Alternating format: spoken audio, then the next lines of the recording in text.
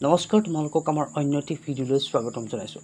আজি আমি এই ভিডিঅ'টোত আলোচনা কৰিম ক্লাছ 6ৰ এটা অত্যন্ত সুন্দৰ কবিতা ফ্ৰেণ্ডছ অৰ্থাৎ বন্ধুবৰ্গৰ যিটো পয়েম, সেই পয়েমটোৰ কুৱেশ্যন এনচাৰসমূহ আলোচনা কৰিম। তোমালোকে ভিডিঅ'টো প্ৰথমৰ পৰা শেষলৈকে চাবা আৰু প্ৰশ্ন উত্তৰসমূহ বুজিবলৈ চেষ্টা কৰিবা। যদি বুজি নোপোৱা তোমালোকে কমেণ্ট ছেকশ্যনত কমেণ্ট কৰি জনাবা, মই তোমালোকক পুনৰ বুজাই দিবলৈ চেষ্টা কৰিম। আহা এতিয়া আমি প্ৰশ্ন উত্তৰ মাজলৈ যাওঁ। 1. Answer the following question. তলত দিয়া প্ৰশ্নসমূহৰ উত্তৰ দিয়া। A. Who are the poet's friend? কবিৰ বন্ধু কোন আছিল? The poet's friends are the sky, sunshine, wind and nature. কবি বন্ধু আছিল আকাশ, সূৰ্যৰশ্মি, বতাহ আৰু প্ৰকৃতি। B. What is sky like? আকাশখন দেখিবলৈ কবিয়ে কেনেকুৱা হিচাপে কৈছিল বা কেনেকুৱা আছিল কবিৰ মতে? The sky is like kind of big smile bent sweetly over the poet. আকাশখনে এটা বেকা মিঠা হাঁহি মাৰি কবিলৈ চাই আছিল। C. What does the sunshine do? সূৰ্য ৰশ্মিয়ে কি কৰিছিল? Sunshine flickers through the leaves. সূৰ্য ৰশ্মিসমূহ গছৰ পাতৰ মাজেৰে আহি কবিৰ মুখত পৰিছিল আৰু কবিৰ মাকে যিদৰে কবিক চুমা খাইছিল ঠিক সেইদৰে সূৰ্য ৰশ্মিও চুমা খাইছিল। Sunshine flickers through the leaves and kiss the poet's face like a mother. D. What does the wind whisper? আকাশে বতাহে মনে মনে আহি কবিক ফুসফুসাই কি কৈছিল? Wind whisper pretty things to do the poet. বতাহে ফুসফুসাই কবিক মিঠা মিঠা কথা কৈছিল। Whose careful wings does the poet feel? Whose careful wings does the poet feel? কাৰ সাৱধানতা পাখি কবি অনুভৱ কৰিছিল? The poet feels careful wings of wind. কবিয়ে বতাহৰ সাৱধানী পাখিৰ অনুভৱ কৰিছিল। Why should a child never feel a fear? কিয় এজন সৰু শিশুৱে ভয়ৰ অনুভৱ নকৰে? A child should not never feel fear. এজন শিশুৱে ভয়ৰ অনুভৱ নকৰে কাৰণ many gentle friends are always near. কাৰণ তাৰ আটাইতকৈ যিবোৰ প্ৰিয় বন্ধু সেই প্ৰিয় বন্ধুবোৰ তেখেতৰ কাষতে থাকে বা সেই শিশুটি কাষতে থাকে কাৰণে শিশু এটাই কি কোনো কৰে ভয় নকৰে। এতিয়া শিশু এটা কাষত সাধাৰণতে কি থাকে? আকাশ থাকে, বতাহ থাকে, বায়ু থাকে। গতিকে সেই শিশুটোৱে সেই কেইজন বন্ধু থকাৰ কাৰণে কেতিয়াও ভয় নাখায়। Can you consider the sky, sunshine and the wind as your friend?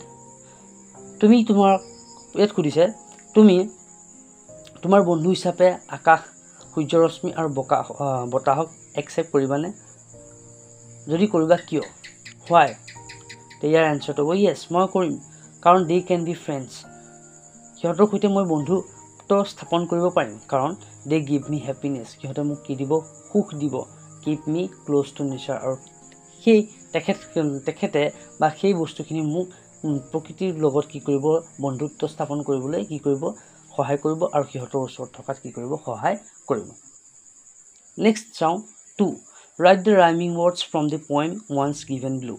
এতিয়া তোমাক ৰাইমিং ৱৰ্ড লিখিব কৈছে। ৰাইমিং ৱৰ্ড মানে হৈছে ধ্বনিযুক্ত শব্দ, যিসমূহ শব্দৰ পিছৰখিনি শুনিবলৈ প্ৰায় একেই নিচিনা। তেনেধৰণৰ শব্দবিলাকক কি বুলি কোৱা হয়? তোমালোকক ৰাইমিং ৱৰ্ড বুলি কোৱা হয়। ইয়াত লিখিম while, smile, tree, sea, less, face, head, bet, grass, pass, things, wings, near, fear, sea, tree. Okay. Question number 3. Read the following explanation of the fourth stanza in the poem given below. Identify and write the stanza number next to each explanation.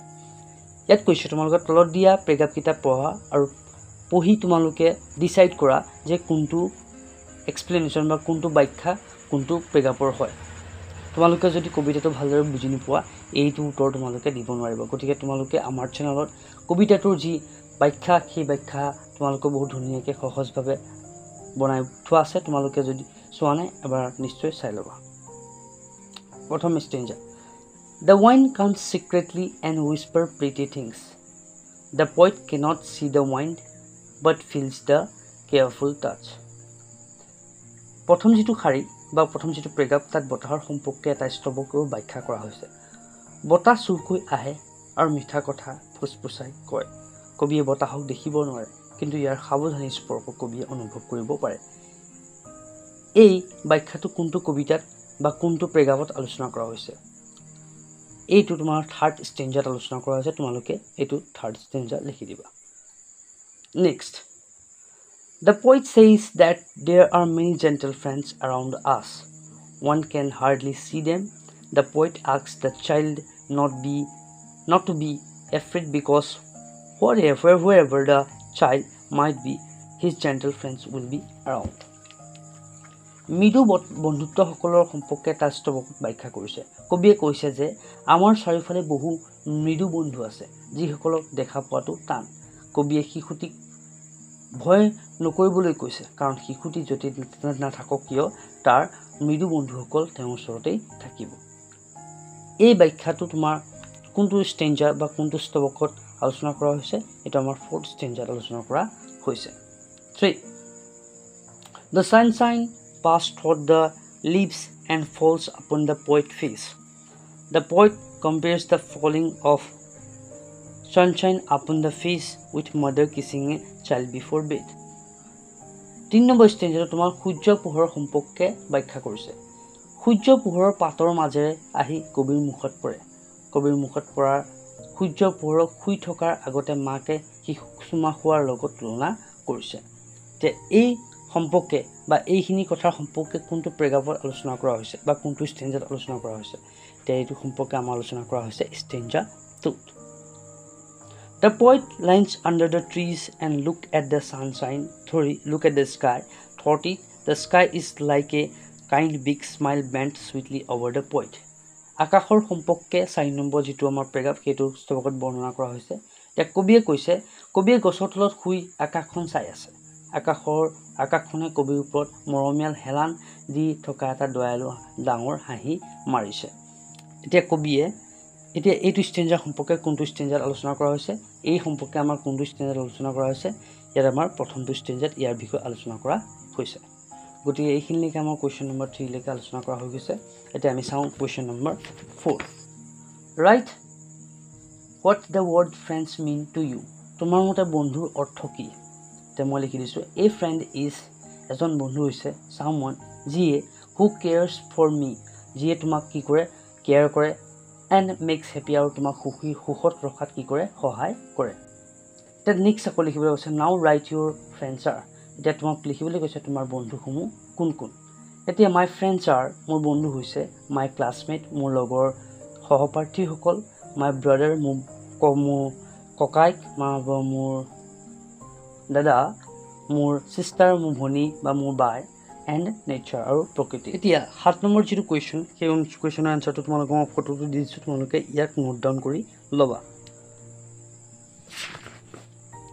8 number question you have come across the word sunshine in the poem there are many words begin with words sun let's read a few them তে কি হৈছে Sunshine যেটো কবিতা যে সান লগ হৈ কি হৈছে শব্দটো গঠিত হৈছে তোমালোকক কি হৈছে সান লগা আৰু কেইটামান শব্দ লিখিবলৈ কৈছে যে শব্দ কিয়াত কি কৰা হৈছে লিখা হৈছে তোমালোকক পোনপ্ৰথমে পঢ়িবলৈ কৈছে যেনে সানস্ক্ৰীন সানৰ লগত স্ক্ৰীন লগাইছে সানস্ক্ৰীন হৈছে সানৰ লগত গ্লাছ লগাই দিয়া লগে কি হৈছে সানগ্লাছ হৈছে সানৰ লগত লাইট লগাই দিয়া লগে কি হৈছে সানলাইট হৈ গৈছে সানৰ লগত ফ্লাৱাৰ লগাই দিয়া লগে কি হৈছে সানফ্লাৱাৰ হৈ গৈছে ঠিক তেনেদৰে নাও এডছ ৱৰ্ড ৰেইন এটা তোমালোকক কি কৈছে ৰেইনৰ লগত শব্দ যোগ লগাই কি কৰিবলৈ কৈছে শব্দ বনাবলৈ কৈছে যেনে ৰেইনৰ লগত ফল লগাই ৰেইনফল ৰেইনৰ লগত কষ্ট লগাই ৰেইন কষ্ট ৰেইনৰ লগত বো লগাই ৰেইনবো ৰেইনৰ লগত ফৰেষ্ট লগাই কি হৈছে ৰেইন ফৰেষ্ট ওকে তোমালোকে নিশ্চয় বুজি পাইছা এতিয়া ৰেইনফল মানে আছে বৰষুণ ৰেইনকোট মানে আছে আমাৰ বৰষুণৰ পৰা বাচিবলৈ যেটো কোট ব্যৱহাৰ কৰা হয় তাক ৰেইনকোট বুলি কোৱা হয়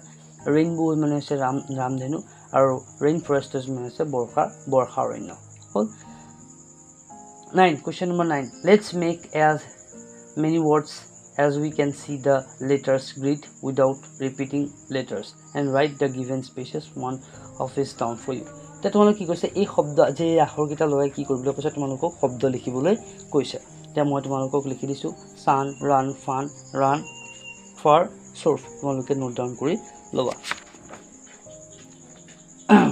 question number 11 question number 11 fill the blanks with adjectives from the box complete the sentence তিয়া তোমালোকক ইয়াত বক্সটোত কেনেমান adjective দি আছে সেই adjective সমূহ লগাই তোমালোকক কি কৰিব কৈছে এই বাক্যকেইটা লিখিবলৈ কৈছে তে এডজেক্টিভ মানে হৈছে বিশেষণ মানে কি এডজেক্টিভ মানে হৈছে তোমাৰ বিশেষণ মানে হৈছে বিশেষ্য পদৰ দুগুণ বুজা যিবিলাক পদ তাক কি বুলি কোৱা হয় বিশেষণ পদ বুলি কোৱা হয় যেনে তোমাৰ ৰাম এটা চোকা ল'ৰা এটা চোকাটো কি হ'ব বিশেষণ হ'ব কাৰণ ৰামৰ কি কৰা হৈছে গুণটো বুজোৱা আছে ৰামলা কি চোকা ল'ৰা আপেলটো খাবলৈ মিঠা আপেলটো ইয়াত মিঠাটো যিটো গুণ সেইটো বুজোৱা আছে মিঠাটো হ'ব বিশেষণ ঠিক তেনেদৰে ইয়াত বুজাবলৈ কৈছে কটন মানে আছে কপা হোৱাইট মানে আছে বগা টল মানে আছে ওখ ৰেড মানে আছে তোমাৰ ৰঙা বিউটিফুল মানে আছে ধুনীয়া ইয়ং মানে আছে ডেকা বা গাভৰু কিউট মানে আছে ধুনীয়া তিনি মানে আছে সৰু তে প্ৰথমটো যিটো আছে আই চ এ বিউটিফুল ইয়ং গাৰ্ল মই এজনী ধুনীয়া সুন্দৰী গাভৰু ছোৱালী দেখিলোঁ ইয়াতে কিটা কি হৈছে তোমাৰ বিশেষণ শব্দ বিশেষণ পদ বুলি ক'ব পাৰি next sun was wearing red cotton she was wearing red cotton frock তাই কটনৰ ৰঙা এটা কি পিন্ধি আছে ফ্ৰক দি আছে she had a tiny white bag তাই এটা সৰু বগা বেগ আছে গতিকে তোমালোকে নিশ্চয় বুজি পাইছা নেক্সট যেটা আমাৰ শব্দ কি কৰিছে কোনকেইটা শব্দ তোমাৰ এডজেক্টিভ হয় কোনকেইটা এডভাৰ্ব হয় সেইকেইটা লিখিবলৈ কৈছে মই তোমালোকক লিখি দিছোঁ তোমালোকে ফটো মাৰি ভিডিঅ'টো পজ কৰি লিখি ল'বা নেক্সট 13 নম্বৰ কুৱেশ্যনলৈ আহোঁ আমি the poet will look up ইয়াত হ'ব লুক আপ নেক্সটটো হ'ব উইল কাম চিটো হ'ব উইল ফ্লাকাৰ্ছ গতিকে তোমালোকে এইখিনি নোট ডাউন কৰি ল'বা গতিকে আজিলৈ এই ভিডিঅ'টোত আমাৰ প্ৰশ্ন কুৱেশ্যন আনচাৰসমূহ ইমানেই আছিলে ভিডিঅ'টো ইমানেই তোমালোকে যদি এতিয়ালৈকে ভিডিঅ'টো চাই আছা তেতিয়াহ'লে থেংক ইউ ছ' মাছ গতিকে তোমালোকে যোৱাৰ আগতে ভিডিঅ'টো লাইক কৰি দিবা আৰু চেনেলটো ছাবস্ক্ৰাইব কৰি দিবা থেংক ইউ